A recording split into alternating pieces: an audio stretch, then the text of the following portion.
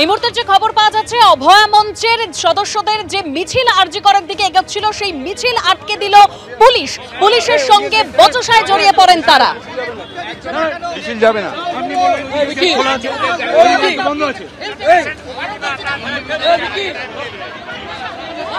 Hello hello, সরাসরি চলে যাবো, আমাদের প্রতিনিধি উজ্জ্বল মুখোপাধ্যায় রয়েছেন আমাদের সঙ্গে। উজ্জ্বল, কি পরিস্থিতি?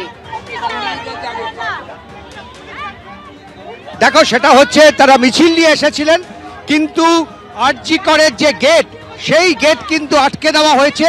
মিছিল নিয়ে ভেতরে ঢুকতে দেওয়া হচ্ছে না।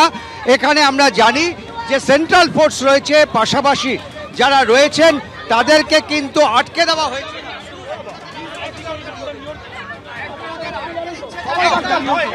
ডাক্তার না হলেও সবাই ডাক্তার নয়, আটকাচ্ছে। হাসপাতালের ক্যাম্পাসে ঢুকতে দেওয়া হবে না বলছে, কোনো রেস্ট্রিকশন আছে? আমরা জিজ্ঞেস করছি যে কি রেস্ট্রিকশন আছে, কোনো কিছু উত্তর দিতে পারছে না। দেখতে পাচ্ছে একেবারে ধস্তাধস্তি চলছে। আরজি করের ভেতরে ঢুকতে চায় যারা মিছিল নিয়ে এসেছেন সকলে, এবং অন্যদিকে এখানে সিআরপিএফ রয়েছে, এখানে পুলিশের সঙ্গে কিন্তু রীতিমতন ধস্তাধস্তি। তারা মিছিল নিয়ে ভেতরে ঢুকতে চায়, কিন্তু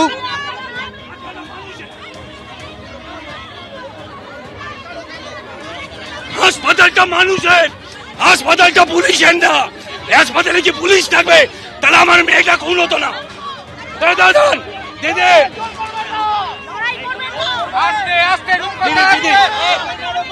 দিদি দেখতে পাচ্ছ, পুলিশ এখানে কিন্তু ব্যারিকেড ভেঙে ফেলা হচ্ছে, এবং মহিলারা যারা রয়েছেন তারা কিন্তু এই যে সামনে ব্যারিকেড ছিল, সেই ব্যারিকেড ভেঙে তারা ভেতরে ঢুকছে, কারণ তাদের দাবি তারা ভেতরে ঢুকবে।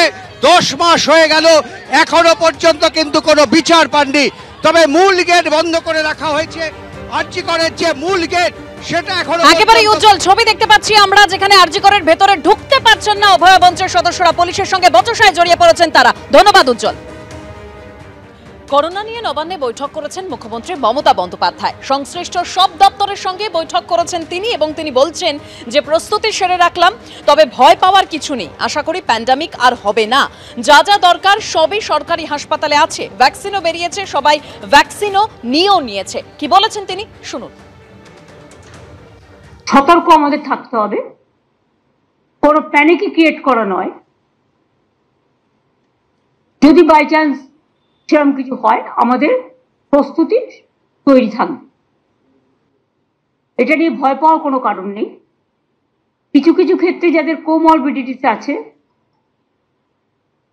যাদের লাংসের প্রবলেম আছে, চেস্টের প্রবলেম আছে, হার্টের প্রবলেম আছে, বা অন্যান্য নানা রকম প্রবলেম থাকতে পারে, এবং sometimes ageing is also the factor. সর্দি কাশি হলেও একটা বুকে কফ জমে থাকলে শ্বাসকষ্ট হয়, যার জন্য নেবুলাইজার করা হয়, করে ওটাকে ক্লিয়ার করা হয়। তারা ডাক্তার দেখান, ট্রিটমেন্ট করুন। আমরা নিজেদের ইন্টারেস্টেই নিজেরা মিটিংটা করলাম, যাতে ফার্দার যদি কখনো সেরকম পরিস্থিতি হয়, তখন আমরা যেন প্রস্তুতিটা রেখে দিতে পারি, যাতে কোনো অসুবিধে লোকের না হয়। কিন্তু এখনই আমরা এই ব্যাপারে কোনো সিদ্ধান্ত নিচ্ছি না, তার কারণ সেই সিচুয়েশন তৈরি এখনো হয়নি।